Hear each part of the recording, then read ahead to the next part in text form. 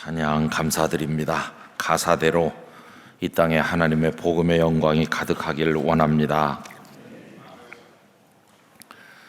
지금 우리 드림홀에는 일본에서 학생들이 180명쯤 와 있습니다. 우리 호산나 찬양대가 일본에 가서 찬양 사역도 하고 그러는데 이렇게 연결이 돼가지고 일본 동경에 있는 그 기독교 학교거든요. 그래서 거의 매년 학생들이 수학여행 한국에 오면은 여기 꼭 들립니다.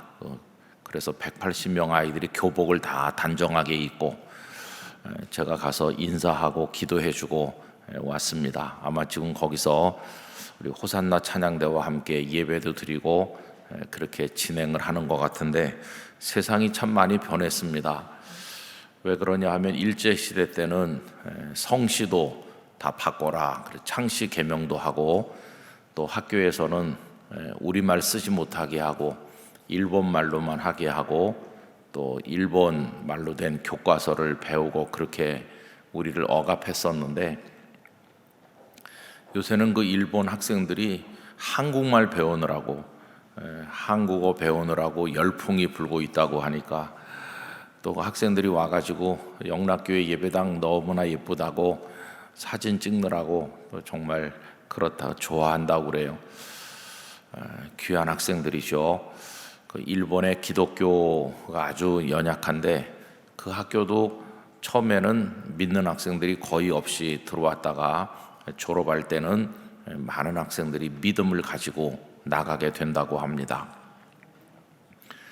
그래 뜻깊은 모임을 이제 보고 왔어요. 여러분, 우리 교회가 여러 가지 영역에서 선한 하나님의 뜻을 이루어 갈 수 있기를 간절히 바랍니다. 자, 이제 오늘 말씀은 이제 이런 내용이죠. 제목을 제가 이 말씀을 하라 그렇게 했는데 오늘 읽은 성경 본문에서 이제 그 제목을 딴 겁니다. 여러분 거기 읽은 말씀 중에 42절 보면 그들이 나갈새 사람들이 청하되 다음 안식일에도 이 말씀을 하라 이렇게 했잖아요. 그래서 거기서 이제 오늘 저녁에 나눌 말씀의 제목을 이제 따게 된 겁니다. 어떤 목사님이 새로 교회에 오셨대요. 그래서 성도들은 야, 새 목사님이 우리 교회 오셨어. 도대체 그 목사님의 설교는 어떨까? 그러면서 큰 기대를 했는데 목사님 첫날 아주 설교를 뛰어나게 귀에 쏙쏙 들어오게 잘 하셨다고 합니다. 그런데 두 번째 주일 된 다음에 성도들이 무척 당황했다고 합니다. 왜 그러냐 하면 지난주에 했던 설교를 똑같이 또 했기 때문이죠. 그 다음 주에는 더 충격을 받았는데 역시 똑같은 걸 또 했기 때문입니다. 그 다음에 마지막 네 번째 주일엔 다 기절하는 수준이 됐는데 똑같은 걸 또 했기 때문입니다. 그래서 문제가 돼가지고 성도들이 웅성거리면서 그래서 이제 목사님과 만났는데 아니 목사님은 어떻게 설교 준비를 안 하십니까? 부임하던 날 하던 설교를 지금 4주째 반복하고 있으면은 우리 보고 어떻게 하라는 말입니까? 그렇게 했다고 그래요. 그랬더니 그 목사님께서 그래 그 첫 주에 제가 해드리고 계속 반복하는 설교대로 살고는 계세요? 그렇게 물어봤다 그래요. 설교는 매주 제목도 다르고 본문도 다르고 주제도 조금씩 다르게 매주 바꿔 듣고 있는데 우리의 삶은 말씀을 따라가지 못하니까 다양한 설교를 들은들 그게 무슨 의미가 있겠나. 그래서 그 목사님께서는 사실은 설교가 여러 편 필요한 것이 아니라 한 편이면 충분합니다. 설교 한 편대로 살기만 하면 다 예수님 잘 믿고 구원 받을 수 있습니다.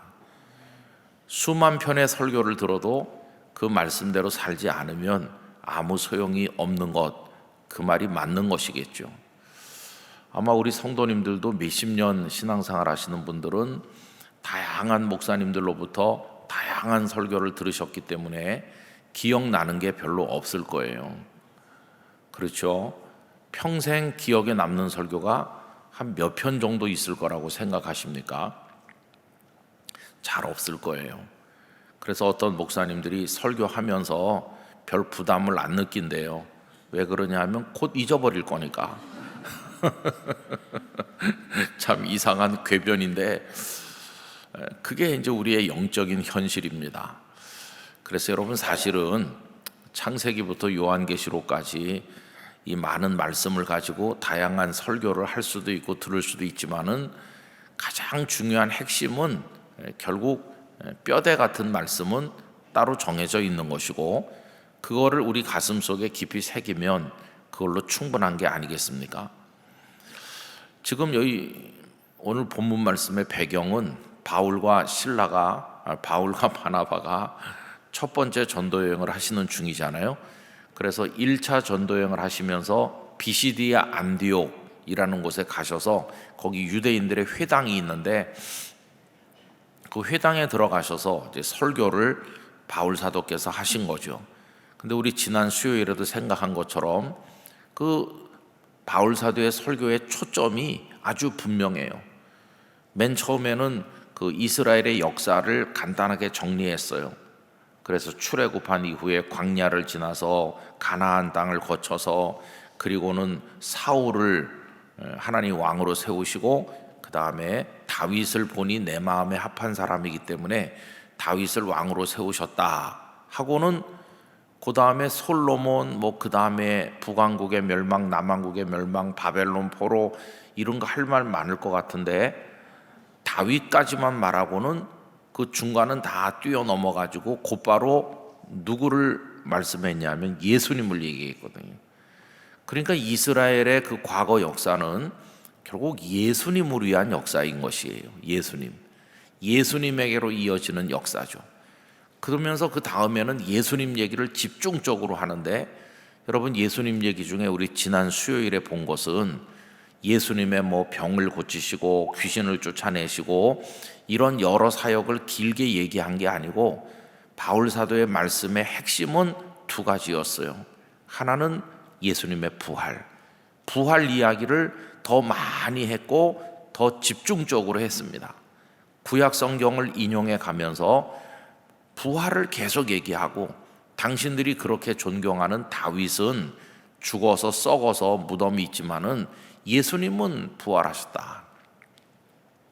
그리고 나서 두 번째 초점을 말했는데 그 예수님을 통해서 죄 사함을 받고 의롭다 하심을 받는다. 그걸 얘기했거든요. 그러니까 사도 바울이 하신 설교의 초점은 예수님입니다. 예수님. 여러분, 모든 성경 읽기의 주제, 우리 구주 예수님이십니다. 모든 설교의 핵심, 예수님입니다. 그리고 조금 풀어서 설명하면 예수님은 부활하셨다, 생명이시다. 그리고 그 앞에 십자가를 지셨다. 왜? 우리 죄를 씻어 정결케 하시기 위해서. 그래서 순서대로 말하면 십자가와 부활의 복음이고, 십자가가 먼저 있었으니까 부활은 그 뒤에 있는 거니까요. 순서대로 말하면 십자가와 부활의 복음이고, 결론부터 강조해서 말하면 부활의 복음이죠. 예수님이 십자가를 지시고 죽으신 것으로 끝난 복음이라면 그건 복음이 될 수가 없는 거죠. 부활이 없는 십자가는 복음이 아닌데, 그래서 결론은 예수님께서 부활하신 것처럼 우리도 영원한 생명으로 나가게 될 것이다. 그 과정 속에 예수님의 십자가가 있고 회개가 있고 죄 씻음이 있고 이런 게 있는 거죠. 이 말씀을 쭉 하면서 너희들에게 이게 이루어지기를 원한다, 이렇게 설교를 하고 끝을 맺었어요. 그리고 이제 바울 일행이 회당 바깥으로 퇴장하는데 사람들이 그 말씀을 이렇게 마음속으로 받아들이면서 그들이 와서 요청하기를 다음 안식일에도 이 말씀을 하라, 이렇게 하는 거예요. 그러니까 두 가지 의미가 있는 거죠. 여러분, 유대인들의 회당에는 안식일마다 우리식으로 말하면 예배가 열리는데 그때 누가 말씀을 전할 것인가 하는 게 중요합니다. 우리 요즘의 교회는 담임 목사가 있어서 계속해서 설교를 하지만 그 당시 회당에는 누가 방문을 하든지 하면 회당장이 그에게 말씀을 청하는 경우가 있거든요. 그럼 매주 말씀을 하는 이가 바뀔 수 있어요. 그리고 도대체 누구에게 말씀을 전하라고 할 것인가 하는 게 굉장히 중요한 거죠. 우리도 교회도 뭐 산상 기도회를 하든지 하면은 그냥 아무 목사님이나 이렇게 모시는 게 아니고 우리 영락교회랑 잘 이렇게 맞고 말씀을 잘 전해 주실 분을 기도하면서 심사숙고해서 참 어렵게 목사님들을 모시거든요. 그래서 뭐 산상에 올라가는 그 여름에 했던 금요 기도회, 토요 기도회 이것도 그렇고 또 3일 동안 하는 그 집회도 그렇고 강사님을 모시기가 정말 어려운 것 같아요. 내년 봄 4월 달에 있을 산상 기도회 강사님도 이미 다 정해서 약속이 되어 있는 상태고 또 그 이듬해는 또 누굴 모실까 고심을 많이 하고 그래요. 근데 이때도 이제 회당에 안식일에 누구에게 말씀을 전하가 할 건지가 굉장히 중요한 문제거든요. 그러니까 한 번 하고 그다음에 그 사람들이 나가면 그 다음 안식일에 또 하라고 하는 일은 그렇게 쉽지 않은 거예요. 그런데 이날 바울 사도께서 전한 말씀이 거기 앉아있던 이들에게 큰 감동 아니면 충격, 어떤 뭔가 이렇게 가슴에 와서 닿는 무엇이 있었기 때문에 그들이 요청하기를 다음 안식일에도 와서 또 말씀을 전해 주시오 이렇게 요청한 거예요. 그 점에서 의미가 있는 거예요. 다음 안식일에도 또 해달라, 의미가 있는 거예요. 제가 종종 다른 교회 가서 설교를 하거든요. 그리고 이제 마치고 집에 오면 아내가 물어봐요. 뭐래요? 다음에 또 오래요? 이렇게 물어요. 그래서 제가 아내에게 무슨 대답을 듣고 싶으냐고. 아내는 은근히 제가 잘해가지고 목사님 내년에도 또 오세요 그러기를 원하는 것 같은데, 그래서 참 재밌다 그런 생각을 할 때가 있어요. 근데 여러분 다음 안식일에도 또 해달라고 하는 거 일단은 바울 사도가 이제 참 잘하신 거죠, 그죠? 성령께서 도우신 거죠. 근데 진짜 중요한 건 뭐냐 하면은 다음 안식일에도 또 하라고만 말한 게 아니라 이 말씀을 하라는 거예요. 이 말씀. 다음 안식일에 바울이 와서 말씀을 전해도 그날 했던 거와는 다른 말씀을 할 수도 있잖아요. 다른 주제를. 그런데 이 청중들이 요청하는 거는 이 말씀을 해달라. 이 말씀이 뭐였습니까? 예수님이었어요. 예수님은 부활하셨다 그거였어요. 그리고 예수님으로 인해서 죄사함과 의롭다 하심을 얻는다. 그게 결국은 뭡니까? 복음의 엑기스죠, 그죠?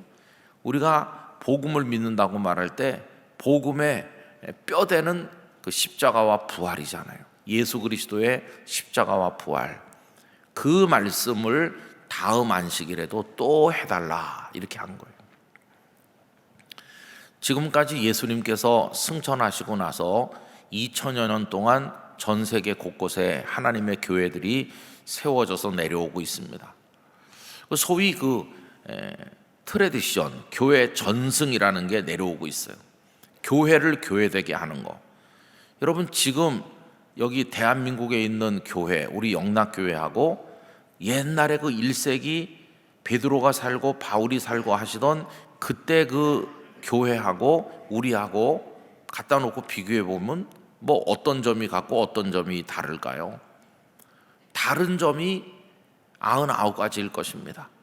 그때는 핍박받던 그때 사람들이 뭐 지금처럼 이렇게 주일날 많이 모일 수도 없는 것이고 또 이런 예배당이 있지도 않고, 얼마 전에 우리 교회에서 교단 총회를 열었습니다마는 그때는 무슨 노회도 없고 총회도 없고 아무것도 없는 때죠.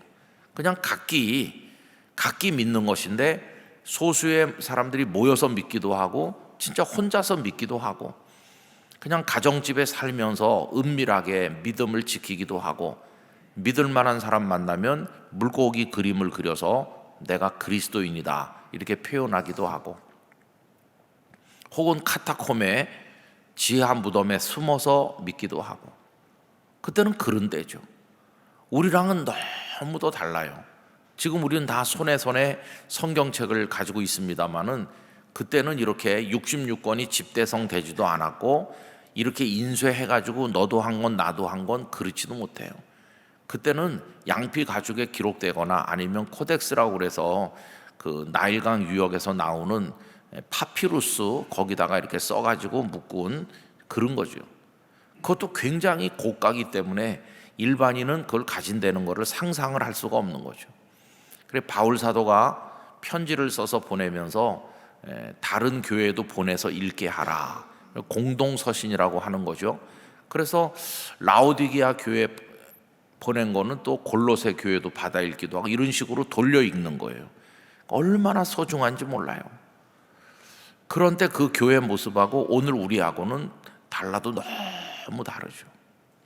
그런데 그때 그분들도 주님의 교회고 오늘 우리도 주님의 교회라고 할 때 도대체 뭐가 같은 게 있나? 딱 하나예요. 그때 우리 믿음의 선배들도 핍박도 받고 카타콤에도 있고 개인적으로 서너 명이 그때 내가 두세 사람이 모인 곳에도 내 이름으로 모인 곳에는 내가 함께 한다는 말씀이 오늘 우리에게는 별로 실감이 안 나요. 그렇죠? 소그룹인가? 그냥 그 정도만 생각해요. 근데 그 당시에는 핍박이 심할 때이기 때문에 마음에 통하는 두세 사람이 같이 기도한다는 게 참 어려운 때거든요. 그렇게 다 다르지만 그분들도 주님의 소중한 성도고 교회고 우리 역시 그러한 우리를 이어주는 그 2000년 전과 지금 우리를 이어주는 유일한 끈은 그분들도 예수님을 믿었고 우리도 예수님을 믿는다는 것이, 그분들도 예수님의 부활을 믿었고 오늘 우리도 예수님의 부활을 믿고 있는 것이, 그분들도 예수님의 십자가를 통한 죄사함과 의롭다 하심을 믿고 우리 역시 그러하다는 거예요. 그러니까 이게 교회를 교회되게 지켜나가게 만드는 그 기둥 같은 거예요. 만약에 오늘 20세기, 21세기 앞으로 계속 시대가 갈 텐데 앞으로의 교회가 더 이상 십자가와 부활을 말하지 않는다. 그 대신 다른 걸 더 많이 다양하게 말하기로 결정했다. 이렇게 하면 그건 교회가 아닌 것이. 그래서 여러분 우리가 시대가 변하고 상황이 달라져도 생명을 걸고 지켜야 될 것은 예수님의 복음인 것이. 근데 이게 이제 교회를 교회되게 하고 성도를 성도되게 하고 우리를 하나님의 자녀로 구원받도록 만드는 말씀인데 참 안타까운 것은 이게 점점 약해지고 있다는 거예요. 다른 말로 바꿔 말하면 이 강단에서 딴소리를 너무 많이 하고 있다는 것이. 여러분 십자가와 부활을 말해야 되는데 그 얘기는 별로 안 하고 하나님 믿으면 복을 받는다 그런 얘기를 너무 많이 하고 있어요. 복을 받는다는 건 이 땅에서 잘 산다 그런 말일 텐데 예수님은 이 땅에서 잘 사는 법을 알려주러 오신 분이 아니시고 영원한 생명을 주기 위해 오셨잖아요. 어떤 사람이 와가지고 형님과 자기 사이에 유산 다툼이 있는데 예수님이 좀 개입해가지고 이거 좀 해결해달라 이렇게 얘기했을 때 예수님께서 거절하셨어요. 내가 이 세상에 온 것은 그런 거나 해결해 주려고 온 게 아니다. 예수님의 관심은 다른 데 있잖아요. 그죠? 그런데 강단에서 하나님을 잘 믿으면 복 받는다는 말을 너무 많이 했어요. 건강하다는 말도 많이 했어요. 하나님을 잘 믿으면 자식 농사도 잘 된다. 이렇게. 그러니까 많은 성도들이 거기서 걸려 넘어지는 거예요. 내 딴에는 하나님을 잘 믿는다고 힘쓰는 것 같은데 왜 내가 암에 걸리지? 저 목사님이 한 말이 다 거짓말인가? 혼란이 오잖아요. 하나님을 잘 믿으면 자식이 잘 된다고 그랬는데 왜 우리 집 아이는 가출하고 왜 공부도 안 하고 왜 속썩일까? 그게 이제 벽에 부딪히는 거죠. 그 다음에 이 죄사함과 의롭다 하심을 얻어서 영원한 생명으로 나가는 이거는 이 세상을 뛰어넘어 영생의 나라, 하나님의 나라와 연결된 것인데 그동안 이 강단에서 세상 나라에 해당되는 얘기를 너무 많이 해왔어요. 여러분 그리스도인들은 사회의식을 가져야 됩니다. 건강한 사회인이 돼야 되고 또 국가를 사랑해야 되고 직장에서도 열심히 일해야 되고 그런 게 다 맞는 거예요. 그러나 이 교회가 정치, 정당은 아니잖아요. 어떤 사회 운동을 하는 곳은 또 아니잖아요. 교회가 무슨 취미생활 단체는 아니지 않습니까? 가끔 이제 교회들이 성도들이 좀 친해지도록 만들기 위해서 동호인회 같은 거를 만드는 교회들이 많이 있습니다. 그래서 뭐 축구 좋아하는 사람들 모여라 그러면은 교육자들도 좀 같이 하고 장로님들도 하시고 권사님들도 막 옆에서 응원하고 우리 남편 잘한다고 그러고 도시락 싸가지고 와서 같이 놀고, 예를 들면 그런 거예요. 등산 동호회, 뭐 저도 그런 거 많이 봤어요. 바둑 동호회도 있고 장기 동호회도 교회 안에서 있는 것도 봤고, 뭐 그렇게 해가지고 만나서 교제하면 뭐 나쁠 건 없겠죠. 근데 문제는 그게 그냥 취미 단체로 끝나고 마는 거예요. 성도들이 모이면은 그게 복음을 증거하는 선교와 봉사로 하나님 영광 이한 것으로 이렇게 발전해야 되는데, 축구 동호회 해가지고 공차다가 싸워가지고 골인인데 왜 장로님이 골인이 아니라고 그러냐 뭐 막 그러면서 하고, 가장 문제가 이웃교회랑 할 때 그때가 참 문제예요. 그래가지고 판이 커지면요 온 교회가 단합해 갖고 합니다. 막 기도회도 열고, 그래서 유니폼도 맞추고, 또 어떤 분이 또 돈을 내서 축구화를 내가 사드리겠습니다 이렇게 하고, 그래가지고 막 기도팀 조직하고 그래가지고 붙는 거예요. 그럼 참 하나님 입장 곤란하시거든요. 양쪽 다 기도하면서 양쪽 다 이기게 해달라고 그러면은, 그래서 하나님은 이렇게 판단하신대요. 실력대로 해라 이렇게. 그럼 웃기는 에피소드들이 왜 나오겠습니까? 이게 참 생각해 보면은 글쎄 뭐 축구도 할 수 있고 할 수 있지만 주님의 교회 성도들이 축구하자고 모인 건 아니잖아요. 그런데 계속 축구 생각만 나면은 이 본말이 전도된 것이. 그래서 뭐 우리가 그런 걸 하지는 않더라도 우리 성도님들의 관심은 복음에 있어야 되는 거죠. 복음.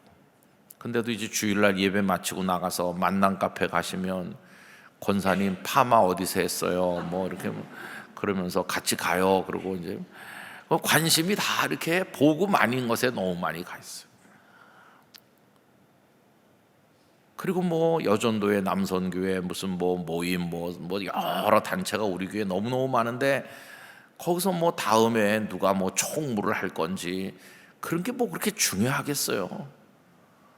저분이 해도 되고 이분이 해도 되고 내가 해도 되고 내가 안 해도 되고, 그냥 뭐 이렇게 주님의 복음을 위한 일만 잘 되면 되는 거지, 그 때문에 내가 막 신경 쓰고 뭐 그럴 필요가 있나요?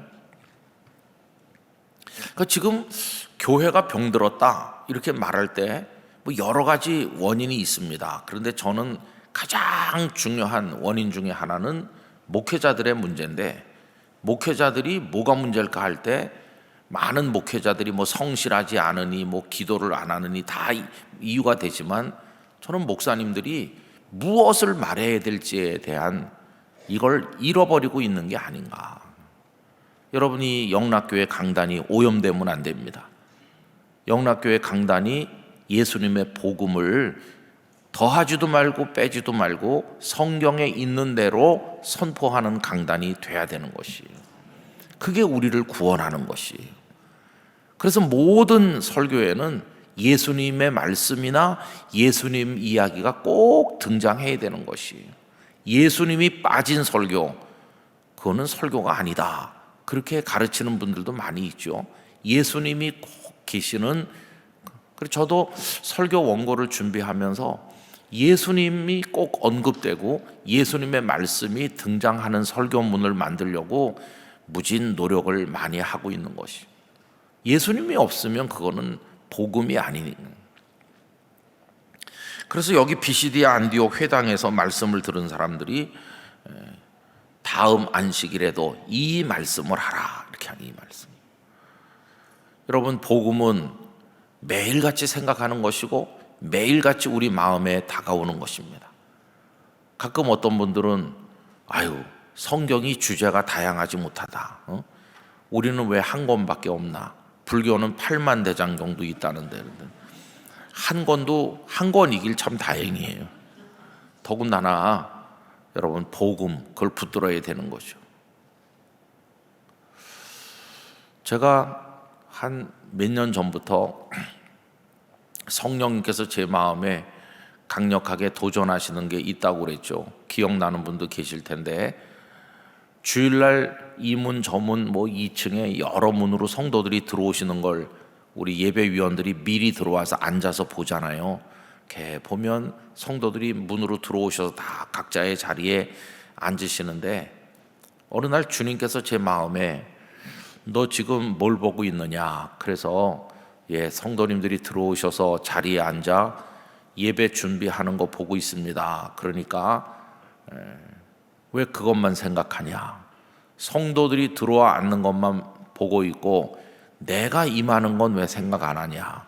그게 이제 제 마음에 주신 생각이었어요. 그렇지. 이 예배당이 막 비좁을 만큼 성도들이 아무리 많이 와서 앉아도 주님이 임하시지 않으면 예배가 아니지. 그래서 여기 들어와서 미리 앉으면 주님, 우리 중에 계신 줄 믿습니다. 우리 가운데 임하신 줄 믿습니다. 주님의 임재가 결정적으로 중요한 거죠. 주님이 안 계시면 예배가 아니니까요. 그래서 어느 날 그 감동이 제게 강하게 왔어요. 이 예배 자리에 삼위일체 하나님의 임재가 우리와 함께 계셔야 그게 예배니까요. 근데 두 번째는 어느 날 그건 참 충격적이었다고 생각됩니다. 성도들 한 분 한 분 이렇게 보면서 저분은 늘 저 자리에 앉으시는구나 이렇게 보고 있는데 갑자기 드는 생각이 그거예요. 오늘 여기 와서 앉아 있다 나가는 성도 중에 이 예배가 평생의 마지막 예배가 될 사람도 있다. 그 생각을 주실 때 제가 충격받았어요. 실제로 그렇죠. 작년에도 그렇고 올해도 그렇고. 작년에 우리 권사님 한 분은 시인이신데 오전에 예배 다 드리시고 그리고 찬양 예배, 찬양대 연습까지 하시다가 몸이 좀 안 좋으셔서 예배에는 나 참석을 못하겠다. 몸이 좀 안 좋아. 그렇게 해서 댁에 돌아가셨잖아요. 그리고 월요일 아침까지 연락이 안 돼서 언니들이신지 가보니까 그냥 혼자 사시는 권사님이셨는데 학교 교직에서 은퇴하시고 방 안에 책상에 앉으신 채로 성경책 펴 있고 거기 이렇게 앉으신 채로 하늘나라에 가신 거예요. 그 권사님이 돌아가시기 좀 전에 시집이 나왔다 그러면서 저한테 한 권 주셨고 그리고 요 최근에도 돌아가신 이후에 그 가족들이 남겨둔 시를 모아서 6.5집 시를 만들어 갖고 얼마 전에 한 권 또 제가 받았습니다. 그 권사님은 그날 그 주일 예배가 생애 마지막 예배였던 것이에요. 그러면서 그날 성령께서 제 마음에 주시는 말씀은 어떤 성도의 이 예배가 그분의 생애 마지막 예배라면은 네가 어떤 설교를 해야 되겠냐? 세상에 돌아가는 얘기, 별로 중요하지 않은 얘기, 몰라도 괜찮은 얘기, 차라리 모르는 게 더 나은 것 같은 신변 잡기, 세상에 이런 얘기 저런 얘기 그런 거나 하면은 그분이 생애 마지막 예배에서 듣는 게 그런 거라면 얼마나 그 영혼이 힘을 잃겠느냐. 설령 지금까지 좀 방황하고 믿음의 혼란을 겪었다 할지라도 그 마지막 예배에서 받은 은혜, 그 마지막 찬양에서 받은 은혜, 그 마지막 설교에서 받은 은혜로 인해서 그분이 구원받을 수 있는 그런 찬양, 그런 기도, 그런 설교, 그 예배가 그래야 되는 거다. 그런 감동을 강하게 주시더라고요. 우리 찬양대원들도 이 찬양이 그분이 듣는 마지막 찬양일 수도 있겠구나. 그렇게 생각하면 이게 보통 중요한 게 아니죠. 기도하시는 분도 마찬가지고.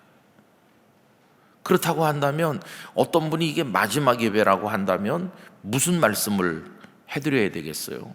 다른 거 필요가 없잖아요. 예수 그리스도를 붙드는 거, 예수님의 십자가와 부활의 복음, 그거 외에 뭐가 있겠습니까? 그러니까 여기 비시디아 안디옥의 유대인들이 다음 안식일에도 이 말씀을 하라고 하는 것은 굉장히 중요한 것이에요.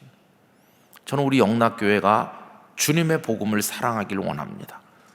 목사님들이 본문과 제목은 다른데 결론은 늘 똑같아요. 그게 건강한 교회라는 뜻이에요. 맨날 결론은 예수님이시죠.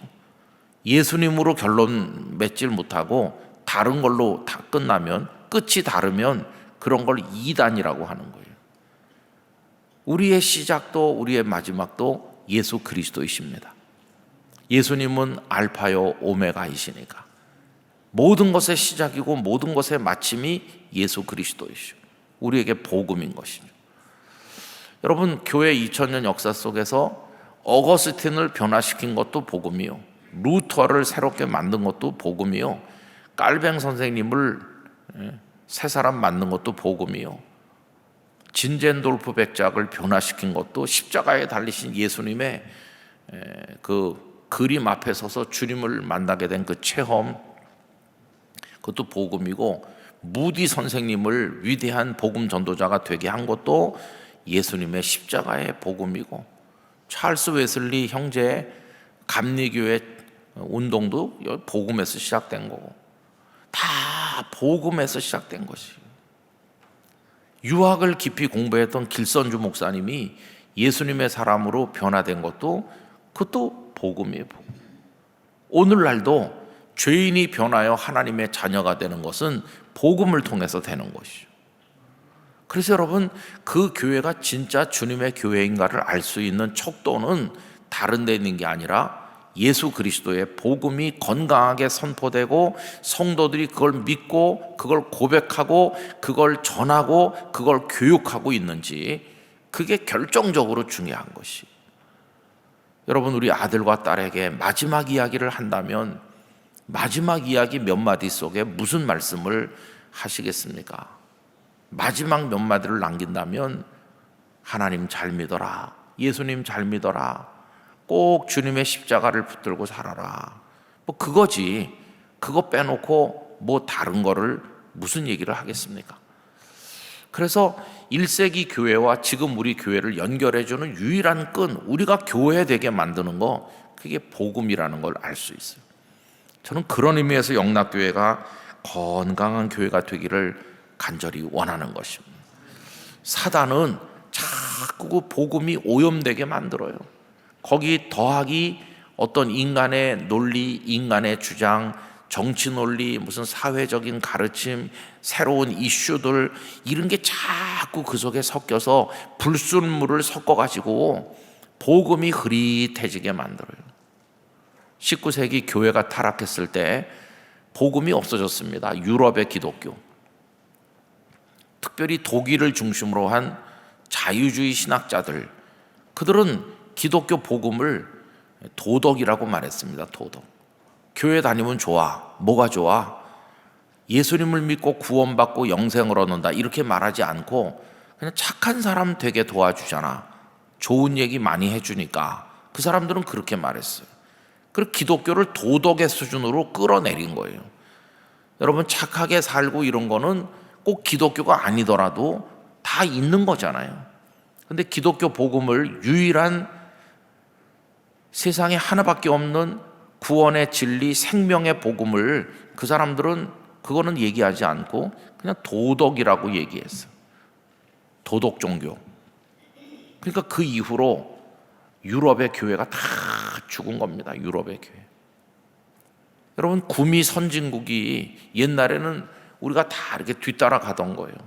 며칠 후에 여러분들이 말씀 산책에서 들으실 내용이기도 한데, 옛날에는요, 이건 미제만년필이야 그러면은 꼼뻑 죽어요. 미제야 그러면, 이게 영국제야 그럼, 와 영국제, 이렇게 했어요. 옛날에는 선진국에서 한다고 그러면 다 좋은 건 줄 알았어요. 그렇죠? 우리 그렇게 다 따라갔잖아요. 부러워하고, 이게 뭐 거기서 사온 티셔츠야 그러면은 와 좋아 보인다, 이렇게 하고 그런 때가 있었잖아요. 근데 여러분, 지금은요, 구미 선진국에서 먼저 하는 건 다 좋은 겁니까? 구미 선진국이 먼저 한 게 동성애입니다. 동성애. 그 사람들이 제일 먼저 했어요. 그 사회가, 가정이 다 파괴됐어요. 마약, 온갖 마약을 먼저 했어요. 그래서 가끔 뭐 영상 떠도는데 보면 캐나다라든지 미국의 LA 같은데 그 길거리에 걷는 것도 아니고 일어선 것도 아니고 누운 것도 아닌 몸이 이상하게 된 마약 중독자들이 좀비같이 길거리에 서 있는 거, 그런 거 한번 보셨을 거예요. 그럼 거기서 하면 다 좋은 겁니까? 그렇지 않아요. 지금 유럽은 바닷속으로 가라앉고 있습니다. 옛날에는 유럽 그러면은 미국과 함께 세계를 선도하던 나라였다고 말하고 있지만은 유럽의 교회는 다 텅텅 비었어요. 이미 19세기 때부터 십자가와 부활의 복음을 손에서 놓았고 그냥 도덕 수준으로 끌어내렸고, 과학이 발전하고 소득이 높아지니까 자기들의 힘으로 유토피아를 건설할 수 있다고 생각하면서 십자가 붙들고 눈물로 기도하는 걸 잃어버렸어요. 그 유럽이 저렇게 되는 게 저게 이상한 일이 아니고 당연한 것이에요. 왜 세계대전이 그 유럽에서 2번이나 연거푸 일어났을까? 물론 여기도 일본에 의해서 전쟁이 이쪽에도 있었지만은 세계 전쟁을 2번이나 겪으면서 히틀러 때만 해도 독일 사람이 2천만 명, 나머지 유럽인이 2천만 명, 그리고 유태인이 600만 명, 근 5천만 명이 죽었어요. 전후에 조금 유럽이 반짝하는 것처럼 보였지만 1차 5.1 쇼크가 온 이후부터, 지금부터 한 50여 년 전인데, 그때부터 유럽 경제는 가라앉기 시작하면서, 지금 뭐 뉴스에서 보시잖아요. 프랑스 같은 나라도 길거리에 쏟아져 나와가지고 다 때려 부수고 뭐 지금 아주 힘들다는 거 아시잖아요. 영국은 밥을 굶는 사람이 많다 그래요. 그래서 유엔에서 영국 밥을 굶는 아이들한테 도시락 지원하는 거, 그거 뉴스 나오는 거 듣고 제가 깜짝 놀랐어요. 아니, 영국 같은 나라가 밥을 굶는 애들이 많아서 유니세프에서 지원해주고, 거기 비하면 지금 대한민국은요 엄청난 축복을 받은 거예요. 근데 지금 그런 거 따라 배우잖아요. 마약이 얼마나 많이 쏟아져 들어오는지. 동부구치소에 예배드리러 갔더니 구치소 소장님이 여성이신데, 목사님 여기 3,000명 수용하는 데인데 3,600명 있습니다. 얼마나 많이 들어오는지 몰라요. 수용할 데가 없어요. 아니, 그래서 죄인이 왜 이렇게 많이 생겨요? 수감자 같더니 다 마약 때문에. 대한민국의 미래가 정말 걱정되잖아요. 그리고 뭐 동성애 이런 거, 뭐 차별금지법 궁금해서 뭐 다 아시는 얘기잖아요. 저는 유럽이, 미국도 지금 걱정스럽잖아요. 왜 저렇게 될까 생각해 보면서 하나님의 진노라는 생각이 들어요. 무서운 겁니다. 아무리 과거에는 뭐 선교사를 많이 보내던 나라였다고 그래도 복음의 능력을 손에서 놓는 순간 그건 뭐 아무것도 아니에요. 그 유서 깊은 500년, 1000년 된 예배당들 수리를 못해서 비가 다 새고, 정부 예산으로 그동안 문화재로 관리하면서 그걸 갖다 지원해 줬었는데 나라 경제가 파탄 나니까 세수가 줄어들고 국가는 그거 문화재로 관리해서 그거 해줄 돈이 없어가지고 포기하고, 그 예배당들이 다 그냥 방치돼 가지고 헐값에 팔려서 술집이 되기도 하고 이슬람 사원이 되기도 하고, 그런 얘기 다 아시잖아요. 저는 그 모든 근본이 복음을 잃어버리면 그렇게 된다고 생각합니다. 그래서 무슨 일이 있어도 우리 영락교회는 복음을 붙들어야 됩니다. 이 말씀을 하라. 우리 자신에게 이 말씀을 해야 돼요. 십자가밖에 없다. 부활의 복음밖에 없다. 너 정신 차려라. 예수님밖에 없는 거야. 누가 우리 귓전에 무슨 얘기를 해도 여러분 예수님밖에 없는 거예요. 우리 자녀들에게도 그 얘기를 해줘야 되는 거예요. 예수님밖에 없다는. 저는 우리가 주님을 붙들고 이 복음을 붙들면 우리가 승리하게 될 줄로 믿습니다. 설령 재난이 닥쳐오고 시련이 오고 내가 병들고 고난이 있어도 이 복음을 붙드는 사람은 다 구원받게 되는 것이에요. 영원한 생명을 얻게 되는 것이에요. 그러나 아무리 병 한 번 안 걸리고 만사가 형통한 것 같아도 복음을 놓치고 살면 멸망하는 것이. 그래서 이 복음 얼마나 소중한 건지. 내년에 우리 교회 표어를 들으신 분이 많죠. 내년도 우리 교회 표어는 복음의 능력으로 춤추는 교회, 이렇게 정했습니다. 여러분 춤출 연습을 좀 하시고 춤 연습도 좀 하시고 제가 제일 큰 걱정이에요. 근데 하여튼 내년도 표어는 그렇게 정했어요. 주님의 복음이 영락교회를 통해서 능력 있게 성도들 삶 속에 역사하도록 도와주시옵소서. 이게 얼마나 오늘 저녁에 나눈 말씀이 정말 중요한 말씀인데 우리 모두가 십자가와 부활의 복음 붙들기를 간절히 축원합니다. 기도하겠습니다. 거룩하신 아버지 하나님, 다음 안식일에도 이 말씀을 하라. 십자가와 부활의 복음을 듣기를 원했고 바울은 그 복음을 전하였습니다. 복음을 잃어버리는 사람은 그리스도인이 아니며 복음을 말하지 않는 교회는 교회가 아닌 줄로 압니다.